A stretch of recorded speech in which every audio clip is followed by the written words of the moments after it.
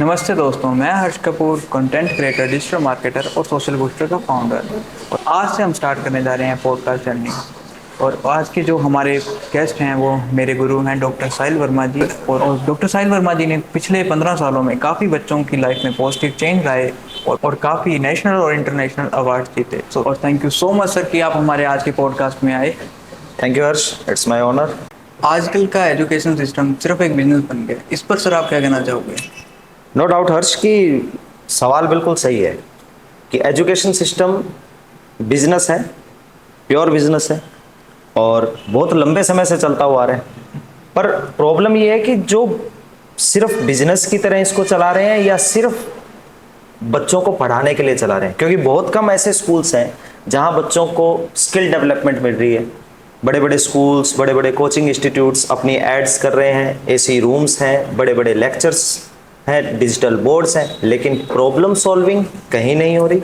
Skill development of the students zero है।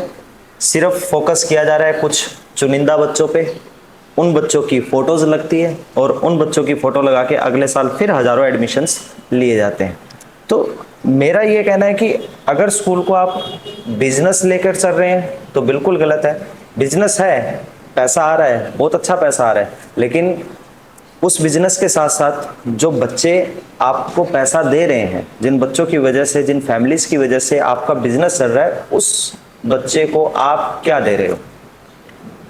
Sir आप भी तो इतने सालों से इंस्टीट्यूट चला रहे हो, आप कोई चैरिटी थोड़ी चला रहे हो, तो उस पर आपका क्या कहना है?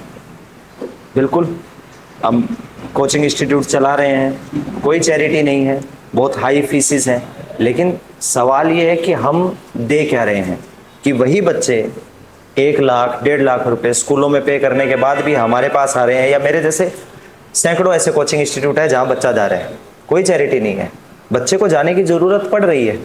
अगर वही काम स्कूल्स में टीचर्स अगर ढंग से करवाएं, स्कूल में सिलेबस रिपीट करवाएं, स्कूल में टेस्ट सीरीज चलाएं, स्कूल में जो वीक स्टूडेंट हैं उन पर फोकस करें, तो बच्चे हमारे पास क्यों आएंगे? हम एजुकेशन सिस्टम के साथ लड़ रहे हैं, उसी फील्ड में रहते हुए उसके अपोजिट लड़ रहे हैं। जो काम स्कूल के टीचर स्कूल्स नहीं कर पा रहे, वो हमारे यहाँ कोचिंग इंस्टीट्यूट्स में करवाया जा रहा है।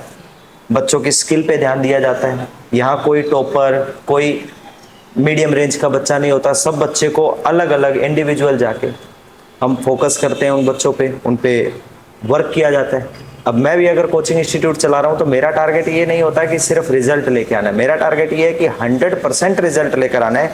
एक भी बच्चा जो है वो बिलो 33% नहीं आए, वो फेल नहीं हो, उसकी ग्रेस नहीं हो, सप्लीमेंट्री नहीं हो। आपकी भी सर हम पोस्ट काफ़ी देखते हैं कि जैसे रिजल्ट आता है आपके साथ के साथ पोस्ट होती हैं सोशल मीडिया पर, बैनर लग जाते हैं, तो वो क्या एक मार्केटिंग का तरीका है या कैसे? नहीं, देखिए, अगर आपको बिजनेस चलाना है तो मार्केटिंग करनी पड़ेगी। अब फर्क क्या है, सिर्फ मार्केटिंग है या रिजल्ट प्लस मार्केटिंग है? अगर मैं मेरा एग्जांपल ले रहा हूं तो हम पूरे साल स्टूडेंट्स पे मेहनत कर रहे हैं। हमारी मेहनत करने के बाद अगर बच्चे के 100 आउट ऑफ 100 मार्क्स आ रहे हैं, 90 प्लस आ रहे हैं, 85 प्लस आ रहे हैं, तो वो बच्चा खुद हमारी ब्रांडिंग कर रहा है।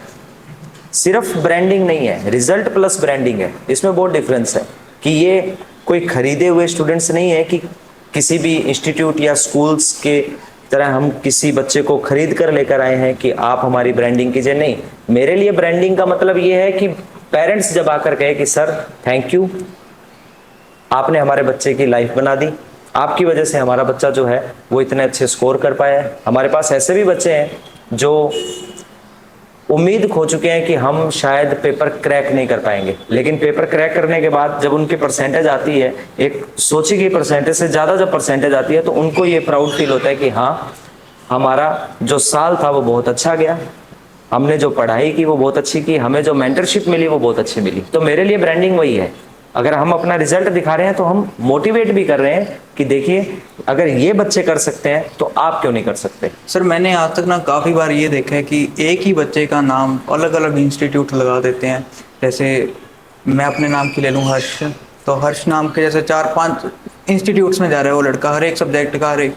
तो अगर वो जैसे आप साइंस सब्जेक्ट पढ़ा रहे हो, साइंस का आया तो साइंस का ही अलग अलग इंस्टीट्यूट्स में लगा दिया हो रहा है उसको। ये बहुत कॉमन हो गया है। इसे हम कहते हैं कि रिजल्ट खरीदना, जिसे हम कह देंगे। तो यही जो आपने भी सवाल किया था कि ब्रांडिंग क्या है, अब जो हर्ष है उस हर्ष का नाम 4 जगह पर मेंशन है कि ये बच्चा हमारे यहाँ से टॉपर निकला है। और जब बच्चे से पूछते हैं तो बच्चा सिर्फ उस एकेडमी का नाम ले रहा है जहाँ से उसको अच्छा खासा पे किया गया है। मोस्टली ये वो बच्चे हैं जो गरीब परिवार से हैं, जिन्होंने बहुत स्ट्रगल देखा है। तो बड़े बड़े इंस्टीट्यूट्स हैं, बड़े बड़े स्कूल्स हैं, वो जाते हैं इन बच्चों के पास कि आप देखिए हम आपको इतना पैसा देंगे, आप जो ऐड है वो आप हमारी करेंगे। एक मूवी थी जीरो से रीस्टार्ट, अच्छा। उस मूवी में भी यही बताया है कि कैसे एक मध्यम वर्ग के छात्र का जो बड़ी बड़ी संस्थाएं हैं वो नाम यूज़ करती है और उनको बहुत अच्छा खासा पैसा देती है। बच्चे की कोई गलती नहीं है, बच्चे ने अपनी मेहनत की है, बच्चे को अगर कहीं से पैसा मिल रहा है तो वो उसको इग्नोर नहीं करेगा। लेकिन ये इंस्टीट्यूट का फॉल्ट है। ये इंस्टीट्यूट वो है जो बच्चों को गलत सपने दिखा रहे हैं। ये वो इंस्टीट्यूट्स हैं जहाँ टीचर सिर्फ सैलरी बेस पर काम कर रहे हैं कि बहुत अच्छी खासी सैलरी मिल रही है, अब हमें सिर्फ सैलरी ओरिएंटेड रहना है। और जबकि वहीं अगर कंपैरिजन में देखें तो जो छोटे स्कूल्स हैं टीचर कम सैलरी में भी ज़्यादा मेहनत कर रहे हैं। कभी आपके साथ ऐसा हुआ कि स्टूडेंट आपकी वजह से टॉप रैंक पर आया और आप ही का नाम नहीं ले रहा वो? नहीं, होता है, बहुत बार ऐसा होता है कि बहुत से ऐसे स्टूडेंट रहे हैं जिनका, इसीलिए मैं, आपने देखा होगा ज़्यादा मैं फ़ोटोज़ या रिजल्ट हम पब्लिश नहीं करते। कारण अगर किसी का अच्छा रिजल्ट है, मेरे लिए अच्छा रिजल्ट 60% वाला भी है, 70% वाला भी है, 50% वाला भी है। मैंने जैसे आपको कहा कि रिजल्ट वो नहीं है कि 100 आउट ऑफ 100 मार्क्स आ रहे हैं। रिजल्ट का मतलब है कि बच्चा जो सोच के आया था अगर उससे 5% एक्स्ट्रा भी उसको मिल रहा है तो वो मेरे लिए रिजल्ट है। मेरे लिए रिजल्ट है जब फैमिली उसकी कह रही है कि हमारा बच्चा आपसे पढ़ने के बाद कामयाब हो गया। और ज़रूरी नहीं है कि सिर्फ 95% मार्क्स वाला बच्चा ही कामयाब होगा। बहुत से ऐसे केसेस हैं जहाँ 75% मार्क्स लेने वाला बच्चा 95% लेने वाले से ज़्यादा कामयाब है। क्यों? क्योंकि वो स्किल डेवलपिंग सीख रहा है। वो ज़रूरी नहीं है वो उसी फील्ड में चलता जा रहा है। बहुत से बच्चे ऐसे हैं जो साइंस स्ट्रीम पढ़ने के बाद RAS, IPS इनकी तैयारी करते हैं और बहुत अच्छे लेवल पे सिलेक्ट हो जाते हैं। तो मार्क्स आपका कैरियर बिल्ड करने में कोई इंपॉर्टेंट रोल, मुझे नहीं लगता कि मार्क्स का कैरियर बिल्डिंग में कोई इंपॉर्टेंट रोल है। अगर आपको नॉलेज है आप किसी भी करियर में आप आगे जा सकते हैं। नॉलेज को आप कैसे प्रोजेक्ट करते हैं वो इम्पोर्टेंट है। सर क्या आपका सक्सेस रेट दिखाने का तरीका सही है या उसमें भी मार्केटिंग है? देखिए, मार्केटिंग एक अलग चीज़ है और सक्सेस रेट एक अलग चीज़ है। नो डाउट आज का जो ट्रेंड है उसमें मार्केटिंग ज़रूरी हो गई है। हमारा जो सक्सेस रेट दिखाने का तरीका है वो बिल्कुल अलग है। हमारे लिए सक्सेस क्या है कि एक बच्चा जीरो से हीरो बन गया, एक बच्चा अपने घर के लिए रोल मॉडल बन जाता है। ठीक है, 60% लेने वाले बच्चे के अगर 80% आ रहे हैं तो ऑब्वियसली वो हीरो है अपने घर में। वो कितना कामयाब हो रहा है वो है। और जब पेरेंट्स ये बात बोलते हैं कि थैंक यू सर, आपने हमारे बच्चे की लाइफ बना दी, आपने उसको कामयाब कर दिया, तो ये हमारे लिए मार्केटिंग है। और मार्केटिंग करना कोई गलत बात नहीं है। आज इम्पैक्टफुल चीज़ है मार्केटिंग। हमें दिखाना पड़ता है कि हम क्या कर रहे हैं, तो ब्रांडिंग हो रही है, नो डाउट। सर हर बच्चे का, सर एक सवाल मेरे ये दिमाग में है कि हर बच्चे का सीखने का तरीका थोड़ा अलग है। कुछ बच्चे धीरे से सीखते हैं, कुछ जल्दी सीख जाते हैं। तो उसमें आपको नहीं लगता कि जो बच्चा पहले से ही पीछे है वो और पीछे रह रहा है?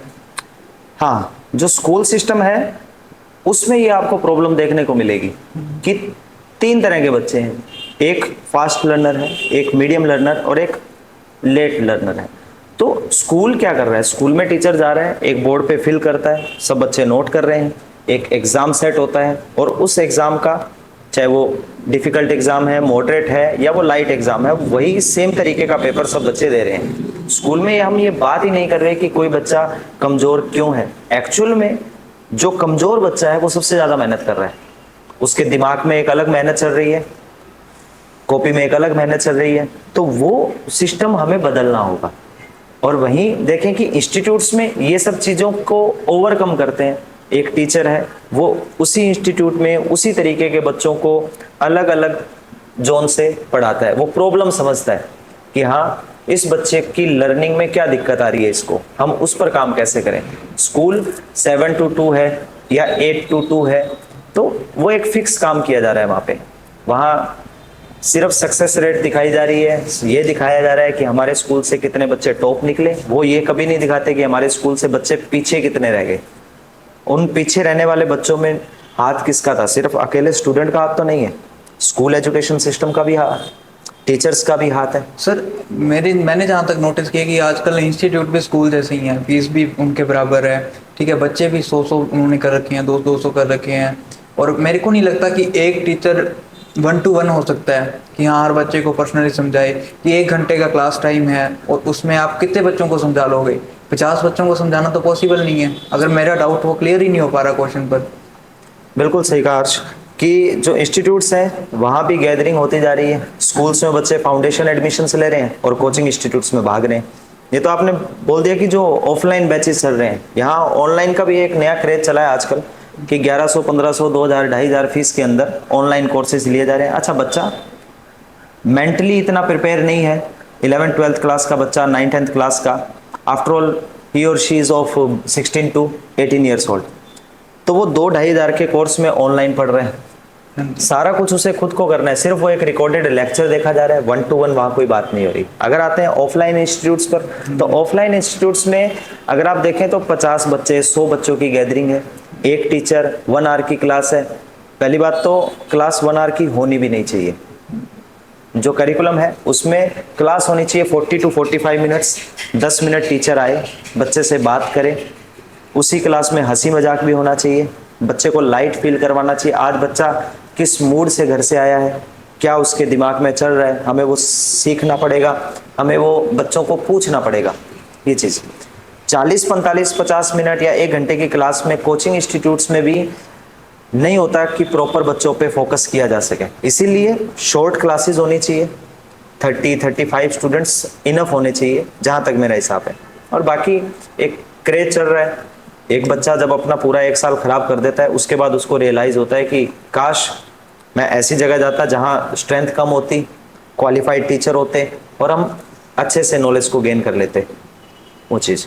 तो सर आजकल ना डमी क्लासेस का क्रेज चलने लग गया है, तो उसमें क्या करते हैं स्टूडेंट 11th और 12th में कंपटीशन लेवल की तैयारी करने लग जाते हैं, तो कहीं ना कहीं उनका बेस नहीं रह जाता 11th और 12th वाला। बिल्कुल है। देखिए, मैं हमेशा मेरे स्टूडेंट्स को यही कहता हूँ कि आप 10th के बाद रेगुलर स्कूलिंग कीजिए। 11th-12th स्कूल में आप 5 से 6 घंटे निकालते हैं, अलग अलग टीचर से मिलते हैं, आपका बेस प्रिपेयर होता है। अगर आपको लगता है तो इवनिंग क्लासेस लीजिए, आप किसी एकेडमी को ज्वाइन कीजिए, अदरवाइज आप सेल्फ स्टडी कर सकते हैं, अपने आप को टाइम दे सकते हैं तो आप टाइम दीजिए। 11th-12th के साथ फाउंडेशन करना, और जो फाउंडेशन का सिलेबस है वो जनरल थ्योरी से बिल्कुल अलग है। जो स्कूल में पढ़ाया जा रहा है या जो सिलेबस 11th-12th का स्कूलिंग सिलेबस है उससे बिल्कुल अलग है। एक बच्चा ऑब्जेक्टिव लिख रहा है सिर्फ 2 साल, जब वो थ्योरी के पेपर में बैठेगा तो वो थ्योरी कैसे लिख लेगा, क्योंकि वहाँ उसको सिर्फ सर्कल्स करने हैं। और जब उसकी राइटिंग स्किल होती है तो राइटिंग स्किल बिल्कुल जीरो हो जाती है, तो ये गलत है। दूसरा, इसमें पूरा जो मैं कहूँगा कि जो हाथ है इस चीज़ में वो पेरेंट्स का है। पेरेंट्स अपने बच्चों का स्टैंडर्ड बनाने के लिए, पड़ोस का बच्चा जा रहा है मेरा बच्चा क्यों नहीं जा रहा, इसलिए भेज रहे हैं उनको। उस बच्चे से पूछ के देखो उस बच्चे के दिमाग पर कितना प्रेशर है। वो बच्चा दिन में 12-12, 13-13 घंटे पढ़ रहा है, उस कितना प्रेशर आ रहा है उसके दिमाग पे। तो ये गलत चीज़ें हैं। आप 11th-12th कीजिए, रेगुलर स्कूल में जाइए, अच्छे कोचिंग इंस्टीट्यूट्स में पढ़िए जहाँ भीड़ कम हो, ठीक है, और आप अपने आप को स्ट्रॉन्ग कीजिए। उसके बाद आप 1 साल ड्रॉप कीजिए। आजकल पेरेंट्स ये चाहते हैं कि बच्चा 12th पास करके निकले और बस डॉक्टर बन जाए, इंजीनियर बन जाए या उसकी नौकरी लग जाए। ये तो पॉसिबल नहीं है। सर आजकल के बच्चे जैसे घर से कहकर निकलते हैं कि मैं कॉलेज स्कूल जा रहा हूँ या इंस्टीट्यूट जा रहा हूँ, तो और स्कूल इंस्टीट्यूट भी नहीं पहुँचते ना स्कूल पहुँचते हैं, तो उन पर आप क्या एक्शन लेते हो पर्सनली? देखिए, एक्शन अब उन पर क्या है कि हमारे यहाँ जैसे हमने बायोमेट्रिक सिस्टम कर रखा है कि अगर कोई बच्चा एब्सेंट है तो हाथों हाथ उसके घर कॉल जाता है, ठीक। अटेंडेंस जो है वो डिजिटली अटेंडेंस ली जा रही है, ग्रुप्स जो उनके हैं उसमें अपडेट किया जा रहा है, पेरेंट्स को अपडेट किया जाता है कि आपका बच्चा नहीं पहुंचा। स्टूडेंट्स नहीं देते सर, पर्सनल नंबर देते हैं। नहीं, पर्सनल नंबर देंगे तो पहली बात तो ये होती है कि हम अगर बच्चा कोई एडमिशन के लिए भी आ रहा है तो पेरेंट्स आना जरूरी है। पेरेंट्स से हम कांटेक्ट करते हैं, उनसे पूछा जाता है कौन इसे लेने आ रहा है, कौन छोड़ने आएगा तब। और आजकल तो स्कूल्स में भी इतना नशा है और इंस्टीट्यूट्स में भी इतना नशा चल रहा है, तो उस पर क्या कहना चाहोगे? ये देखिए, सारा जो इम्पैक्ट पड़ रहा है ये सोशल मीडिया का इम्पैक्ट पड़ता जा रहा है। जो एड्स हम देख रहे हैं, कूल बनने के चक्कर में बच्चे जो हैं वो, और दूसरा एक फैमिली प्रेशर जो है उसका आउटकम कहीं ना कहीं बच्चे के दिमाग से वो चीज़ें आ जाती है कि हाँ शायद ये करने से मैं रिलैक्स फील करूँगा, तो हो रहा है वो गलत है। इसलिए काउंसलिंग करनी चाहिए, पेरेंट्स को भी एज ए फ्रेंड मिलकर आफ्टर 9th-10th बच्चे के पास बैठकर उससे बात करनी चाहिए, स्ट्रेस फ्री करवाना चाहिए बच्चे को। टीचर्स को भी पैम्पर करना चाहिए स्टूडेंट्स को, पास बैठकर उनसे, मैंने कहा ना कि 40 मिनट की क्लास में एटलीस्ट अगर 10 मिनट टीचर उनसे खुल के बात कर रहे हैं तो स्टूडेंट टीचर को अपनी सारी प्रॉब्लम बता सकता है। ठीक है, क्योंकि स्टूडेंट या एज ए चाइल्ड हम देखें किसी को तो अपने पेरेंट्स से बहुत डिस्क्लोज होते जा रहे हैं बच्चे, और क्लोजनेस किसके साथ कर सकते हैं? सिर्फ टीचर्स के साथ स्कूल में। अगर टीचर एक फ्रेंडली बिहेवियर शो करता है तो बच्चा अपने अंदर का सब बताएगा उसे, और हम सही गाइड कर पाएंगे उसको। टीचर्स का सर क्या रोल है और आप किस लेवल पर देखते हो टीचर्स को? देखिए, टीचर एक सबसे बड़ी चीज़ है। अगर कोई आईएएस है तो उसका भी कोई टीचर था, कोई डॉक्टर बना है तो उसका भी टीचर है। टीचर इस सोसाइटी में, इस दुनिया में बहुत इंपॉर्टेंट रोल अदा करते हैं। अब समस्या ये है कि या मैं कहाँ देखता हूँ आजकल के टीचर्स को, तो मुझे जो मेन समस्या लगती है वो ये लगती है कि आजकल टीचर वो नहीं है जिसको इंटरेस्ट रहा है। मैक्सिमम ऐसे हैं जिनको कुछ और नहीं मिला तो वो टीचिंग लाइन में आ गए। कोई फैमिली प्रॉब्लम चल रही है, कॉलेज डिग्री है हमारे पास, बीएड की डिग्री है, हम स्कूल एजुकेशन में आ जाएंगे, ठीक है, बुक्स खोली, हमने पढ़ा और हमने पढ़ाना शुरू कर दिया। 1-to-1 बच्चों से नहीं जुड़ पा रहे, सिर्फ वो दिन काट रहे हैं स्कूल में कि आज एक दिन पूरा हुआ, आज एक दिन की सैलरी हमारी जमा हो गई। तो इस तरीके से, जबकि टीचर्स को प्रॉपर स्कूल में बच्चों पे ध्यान देना चाहिए। एक टीचर वो होता है जो सब्जेक्ट जिसके स्ट्रॉन्ग है, जिसकी कमांड स्ट्रॉन्ग है, जो अपडेटेड है, जिसको नए पैटर्न, नए क्वेश्चंस, सब चीज़ें मालूम है, और एक अच्छा दोस्त है। तब आज के स्कूल्स में सबसे बड़ी प्रॉब्लम यही है कि टीचर को सिर्फ एक लेबर की तरह काम में लिया जा रहा है। सुबह उसको असेंबली से पहले बुलाया जा रहा है, बाद में मीटिंग्स के नाम पे रोक लिया जाता है। एक टीचर कोई काम नहीं कर रहा, लेकिन अगर वो एक दिन की छुट्टी मांग ले तो सर आपके बिना ये काम नहीं होगा, मैम आपके बिना तो ये काम हो ही नहीं सकता। ठीक है, टीचर की कोई पर्सनल लाइफ नहीं है, एक स्ट्रेसफुल जीवन जी रहा है टीचर। रिजल्ट की टेंशन, स्कूल की टेंशन, स्कूल में काम ना करने की टेंशन, कोई अप्रिसिएशन नहीं मिल रहा टीचर्स को। और वहीं हम देखें फॉरेन कंट्रीज़ के अंदर तो टीचर्स को नेशनल हीरो माना जाता है, बहुत सम्मान दिया जाता है, हाई ग्रेड सैलरीज हैं। क्रिएटिविटी और ओबीडियंस में क्या फ़र्क है आपके लिए? देखिए, क्रिएटिविटी और ओबीडियंस जो है वो स्टूडेंट की लाइफ में आज बहुत इंपॉर्टेंट रोल है। क्रिएटिविटी सवाल पूछती है और ओबीडियंस सिर झुका देती है। आज हर स्कूल ये चाहता है कि मेरी क्लास में जो बच्चे हैं वो साइलेंटली बैठें। हमने बच्चों के हाथ में क्रेयॉन्स दे दिए, लेकिन उन्हें रंग भरने से मना किया जा रहा है, आउट ऑफ द बॉक्स सोचने से मना किया जा रहा है। सिलेबस की बड़ी बड़ी दीवारें बना दी है, सिलेबस की दीवारों से बाहर बच्चा झांक ही नहीं सकता। ठीक है, तो मेरे लिए ये है कि there should be a creativity in the classroom, कि बच्चा 10 मिनट बात करे टीचर से, हंसे खेले। अगर खेल खेल में पढ़ाई हो सकती है तो क्यों नहीं। सर काफ़ी सालों से ना मैं जहाँ तक नोटिस कर रहा हूँ कि 10th और 6th के बाद ही एनसीईआरटी स्टार्ट हो जाती है, अपने आरबीएसई बोर्ड हो चाहे सीबीएसई बोर्ड हो। तो उस पर क्या कहना चाहोगे कि कहीं ना कहीं सिलेबस वही है, लाइफ स्किल तो नहीं दी जा रही कि कैसे जीना है, कैसे सर्वाइव करना है डेली लाइफ में? देखिए, स्किल एजुकेशन के बारे में तो कोई बात ही नहीं हो रही, सिर्फ रट्टा करवाया जा रहा है। हर साल सिलेबस बदल रहा है, बच्चा सिर्फ पेज पलटते जा रहा है, लेकिन जीवन के पेजेस में उसके साथ क्या हो रहा है उसके बारे में कोई बात नहीं कर रहा। तो वही चीज़ें हैं कि अब नई एजुकेशन पॉलिसी आ रही है, उसके अकॉर्डिंग बच्चों में स्किल डेवलपमेंट भी होगी, गेम्स के पीरियड भी लगेंगे। ठीक है, अब बहुत से स्कूल ऐसे हैं जहाँ सिर्फ सुबह 6 से लेके शाम को 4 बजे तक पढ़ाई हो रही है, स्कूल में पढ़ाई करवाई जा रही है, साथ में कोई कॉम्पिटिटिव सेल चल रहा है, तो बच्चा सुबह से लेकर रात तक क्या कर रहा है? सिर्फ पढ़ाई कर रहा है, कोई ब्रेक नहीं मिल रहा बच्चे को। जबकि आइडियल टाइम टेबल 2+1 आवर्स का होना चाहिए, बच्चा 1 घंटा सुबह पढ़े, 2 घंटे शाम को, हर सब्जेक्ट कवर होते हैं उसके। ठीक है, ये 12-12, 14-14 घंटे की जो स्टडी है वो नहीं होनी चाहिए। बच्चा after all he is a kid, इतना स्ट्रेस नहीं देना चाहिए उसको। टॉपर को स्कूल की शान समझा जाता है, इस पर क्या कहना चाहोगे आप?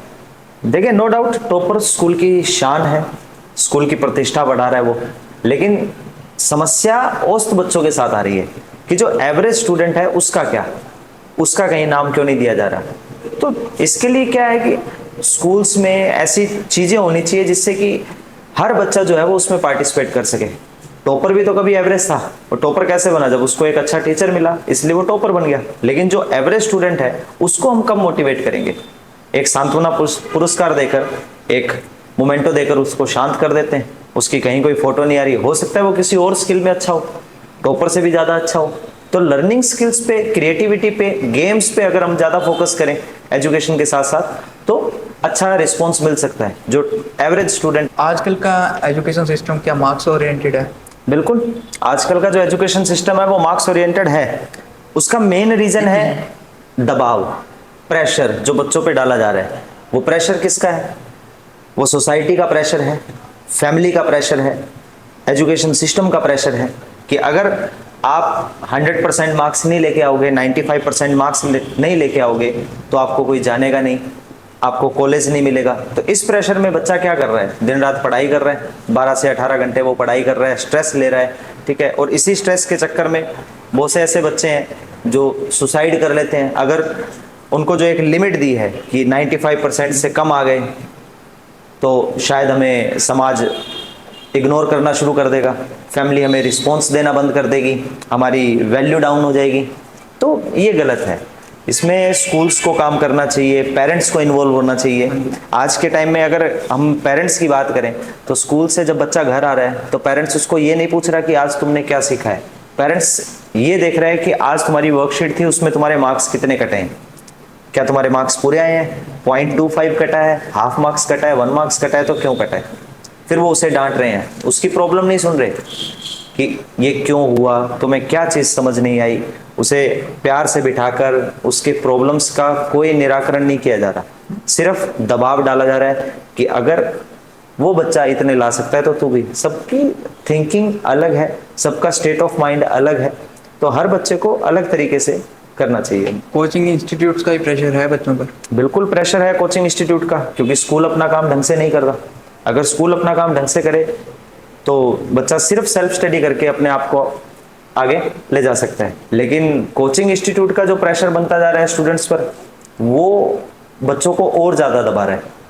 तो मेरे हिसाब से ये प्रेशर नहीं होना चाहिए। सिर्फ मार्क्स ओरिएंटेड नहीं रहना है, हमें ये सीखना है कि जीवन में क्या इंपॉर्टेंट है, ठीक है। जो बेसिक लाइफ है, बेसिक एग्जाम्पल्स हैं, वो सब सेट करने पड़ेंगे हमें। सारा एजुकेशन सिस्टम बदलना पड़ेगा। आजकल के क्लासरूम्स में बच्चों को सोचने से ज़्यादा सुनने में मजबूर किया जाता है। बिल्कुल, क्योंकि हर सिस्टम ये चाहता है कि मेरा पूरा कंट्रोल रहे बच्चे पे। बच्चा, देखिए 2 चीज़ें हैं यहाँ, क्रिएटिविटी और ओबीडियंस। क्रिएटिविटी पूछती है क्यों, ये चीज़ ऐसे है तो ये क्यों है, और ओबीडियंस कहती है कि ठीक है जैसे है वो वैसी ही होगी। बच्चा आउट ऑफ द बॉक्स कुछ सोचने लगे इससे पहले टीचर उनको दबा देते हैं कि जैसा बोर्ड पे लिखा गया है वो वैसे ही आएगा। हमें काम ये करना है कि हम बच्चे के हाथ में क्रेयॉन्स दें और उन्हें कहें कि पेंट करो जो करना है आपके दिमाग में जो है, क्योंकि सवाल पूछेगा बच्चा, क्रिएटिविटी होगी, हम उसका जवाब देंगे, तब बच्चा सक्सेसफुल होगा। सिर्फ रटी रटाई किताबों पर या दिए गए चैप्टर्स को पढ़ के बच्चा कभी कामयाब नहीं हो सकता। वो मार्क्स ले लेगा, कोई दिक्कत नहीं है, लेकिन वो मार्क्स उसकी लाइफ में कहीं कोई काम नहीं आएंगे जब तक उसको लाइफ की नॉलेज नहीं मिलेगी, out of the box thinking नहीं होगी उसकी तब तक। क्योंकि साइलेंस जो है वो इमेजिनेशन को मार देती है, और स्कूल सिस्टम या कोई कोचिंग सिस्टम ये चाहते हैं कि बच्चे साइलेंट हैं तो बच्चे डिसिप्लिन है, लेकिन इमेजिनेशन उनकी 0 है। कुछ ऐसा जो आपको बिल्कुल ही गलत लगता हो स्कूल्स का टीचर्स के लिए? टीचर्स के लिए जो मुझे गलत लगता है वो है एक तो सैलरी सिस्टम।